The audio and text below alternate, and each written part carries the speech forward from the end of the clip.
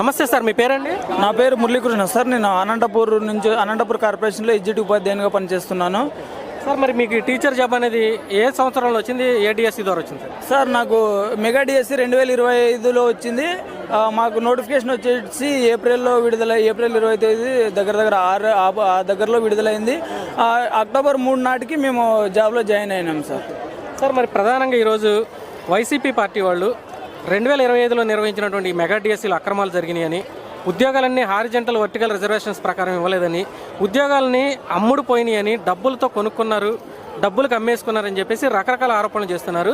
మరి మీకు ఈ ఉద్యోగం ఎలా వచ్చింది సార్? మీరు కష్టపడి చదువుకుంటే వచ్చిందా, లేదా మీరు డబ్బులు పెట్టి కొనుక్కున్నారు? ఓకే సార్, నేనైతే 7 సంవత్సరాలుగా డిఎస్సికి ప్రిపేర్ అవుతున్నాను. నేను 2018లో కూడా 2018 డిఎస్సిలో కూడా రాసినాను. 2019 జనవరిలో నేను ఎగ్జామ్ రాసినాను. నాకు వచ్చేసి దగ్గర 1 మార్కులో పోయింది సార్. అప్పుడు నా కష్టానికి ప్రతిఫలంగానే ఈ జాబ్ వచ్చింది. డబ్బులు పెట్టి కొనుక్కునే వాళ్ళు అయితే 2018లోనే కొనుక్కునేవాడిని, అంత స్తోమతుంటే. 7 సంవత్సరాలు కష్టపడి చదివినాము. నేను అది కాక ఇంటి దగ్గర ఉండే చదివినాను. దాదాపు 2 ఇయర్స్ బయటికి రాకుండా చదివినాను. మా కష్టానికి ప్రతిఫలం ఇది. ఇంకొకటి, డబ్బులు అంటే మేము మధ్యతరగతి వాళ్ళు, బీదోళ్ళు సార్. మా డబ్బులు పెట్టి కొనుక్కునే స్తోమతుంటే ఇంక వేరే జాబులు కొనుక్కునే అవన్నీ ఏమి కాదు.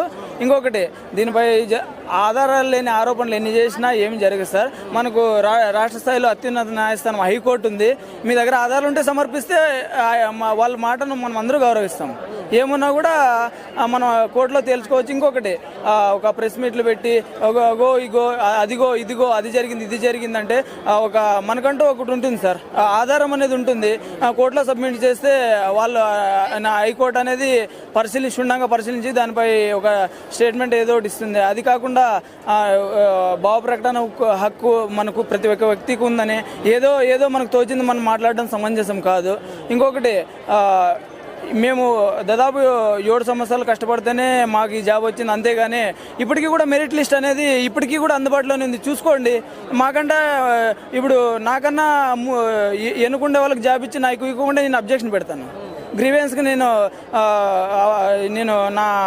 నా వాదన చెప్పుకుంటాను. ఇంకోటి కానీ జరుగుతుంది. కానీ మధ్యలో ఏదో జరిగింది అంటే ఆధారాలు ఉండాలి కదా సార్. పేపర్ లీక్ అయిందంటే ఎక్కడ లీక్ అయింది, ఏ వ్యక్తి దగ్గర లీక్ అయింది, ఏమైంది, అదన్నా ఉంటుంది.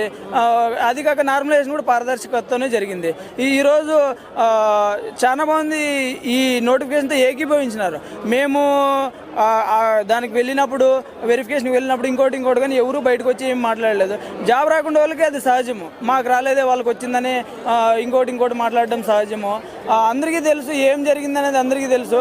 కానీ ఇప్పుడు కూడా రాజకీయ లబ్ధి కోసం మాట్లాడుతున్నారు. మేమేం చేయలేము. దానికి ఆధారాలు ఉంటే ఏమైనా మాట్లాడవచ్చు సార్. నేను కూడా దండిగా మాట్లాడతాను. నా దగ్గర ఆధారం, మెరిట్ లిస్ట్ సెలక్షన్ లిస్ట్ ఇప్పటికీ కూడా ఉంది. కావాలంటే చూసుకోవచ్చు. మీ ఎదురుగానే ఓపెన్గా చేసి కావాలంటే చూపిస్తాం. మీరు పట్టుకున్నారు హారిజంటల్ రిజర్వేషన్, అర్థం చేసుకోండి అని. మరి ఈ హారిజంటల్ రిజర్వేషన్స్ ప్రకారమే ఉద్యోగాలు భర్తీ అయినాయా? అన్ని కోటాల్లో కలిపి లేడీస్ కోటా కానీ, ఎక్స్ ఆర్మీ కోటా కానీ, ఫిజికల్ హ్యాండిక్యాప్డ్ కోటా కానీ, ఇవన్నీ కూడా ఈ రిజర్వేషన్స్ ప్రకారం అమలైనాయి. హారిజంటల్ రిజర్వేషన్ ప్రకారంగానే భర్తీ అయినాయి. నేను పనిచేసే మా ఫ్రెండ్స్ దాంట్లోనే స్పోర్ట్స్ కేటగిరీ ఉన్నారు, మళ్ళీ పిహెచ్ కేటగిరీ ఉన్నారు, మెరిట్ క్యాండిడేట్స్ ఉన్నారు. వాళ్ళకి రాకుండా బయట వ్యక్తులకి ఎవరికి లేరు. ఇంకొకటి ఏమంటే, ఎవరైతే సెలెక్ట్ అయినారో వాళ్ళకి కాల్ లెటర్ వచ్చింది. ఇంకొకటి, కాల్ లెటర్లో ఏమని మెన్షన్ చేసినారంటే, ఈ కాల్ లెటర్ వెరిఫికేషన్ కోసం మాత్రమే, మీకు జాబ్ వచ్చినట్టు కాదు అని పెద్ద అక్షరాలతో కింద సైడ్ ఉంది, బ్యాక్ సైడ్ ఉంది. అది చదువుకోవాల్సిందే. నేను చదువుకున్నా, అదే మాటనే నేను చదువుకున్నా. ఇంకొకటి, నా కాల్ లెటర్ వచ్చింది, నేను వెరిఫికేషన్కి పోయి వచ్చిన. సెలెక్షన్ లిస్ట్లో పేరు కోసం నేను దాదాపు 15 నిమిషాలు 20 నిమిషాలు వేచి ఉండి, కార్పొరేషన్కి ఒక మెరిట్ లిస్టు, మున్సిపల్కి ఒక మెరిట్ లిస్టు, లోకల్ బాడీస్కి ఒక 3 మెరిట్ లిస్టులు వదిలినారు. ఏ దాంట్లో ఎన్ని ఖాళీలు ఉన్నాయి దానికి వదిలినారు. నేను చూసుకున్నా, నా రోస్టర్ అనంతపూర్ కార్పొరేషన్లో నా రోస్టర్ పాయింట్ 52 పోస్టులు ఉంటే నేనే లాస్ట్ వ్యక్తిని. మెరిట్ లిస్ట్ పోస్ట్ ప్రకారము నేను చూసుకుంటూ పోతే నాది కింద ఉంది. పారదర్శకతతోనే జరిగింది సార్ దీంట్లో. ఇంకొకటి, ఇప్పటికీ కూడా ఉంది, మెరిట్ లిస్ట్ ఉంది, సెలక్షన్ లిస్ట్ కూడా ఉంది దీంట్లో. ఇంకా మనము ఏదో చేస్తాము, ఏదో జనాల్ని ఇంకొకటి, మేము 16,000 మంది చేసింది పారదర్శకం జరిగింది. ఇంకొకటి, మేము సాధించుకున్న ఈ పోస్టుల్ని డబ్బులు ఇచ్చి కొనుక్కున్నారు, లీక్ అయింది, ఇంకోటి మా కష్టానికి ప్రతిఫలంగానే సార్ ఇది వచ్చింది. ఒక్కరోజుతో వచ్చింది కాదు ఇది. మా చుట్టుపక్కల ఎవరినైనా, ఇప్పుడు నా పేరు మురళీకృష్ణ, నాది కళ్యాణదుర్గం మండలము, ఆ ఏరియాలో ఆ పిల్లోడు చదివినాడా లేదని ఎంక్వైరీ చేసుకుంటే తెలుస్తుంది. డబ్బులు ఇచ్చి కొనుక్కున్నాడంటే అప్పుడు తెలుస్తుంది కదా. అవన్నీ ఏం లేదు, ఇవన్నీ తప్పుడు ఆరోపణలే. ఇంకొకటి, ఏదైనా మాట్లాడే ముందు ఆ వ్యక్తులు కూడా మానసిక క్షోభకు గురవుతారని మనసులో పెట్టుకొని మాట్లాడితే బాగుంటుంది అని మీరే చెప్తున్నారు. ఇప్పుడు నేను కష్టపడి చదివినాను, మా ఏరియాలో ఎంక్వైరీ చేసుకోండి, కష్టపడి చదువుకుంటేనే నాకు ఉద్యోగం వచ్చిందని అంటున్నారు. మరి ఈ రోజున ఇలా రకరకాల ఆరోపణలు చేస్తూ మేము వచ్చాక డిఎస్సీని రద్దు చేస్తామని, ఈ పోస్టులన్నీ హోల్డ్లో పెడతామని ఇలా రకరకాల ఆరోపణలు చేస్తుంటే మీకు ఎలా అనిపిస్తుంది?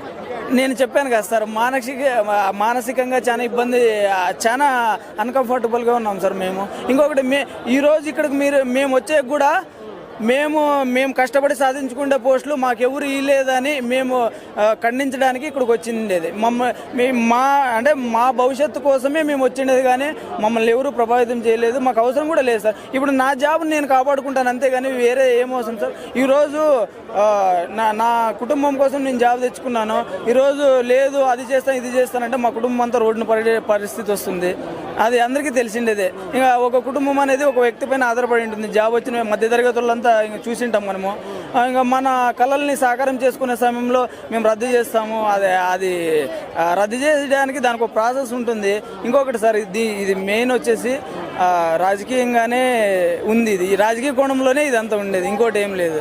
ఒకవేళ డిఎస్సీలో నిజంగా అక్రమాలు జరుగుంటే కోర్టులు ఉన్నాయి, కోర్టుల ద్వారా పరిష్కరించుకోవడం మంచిదంటారా?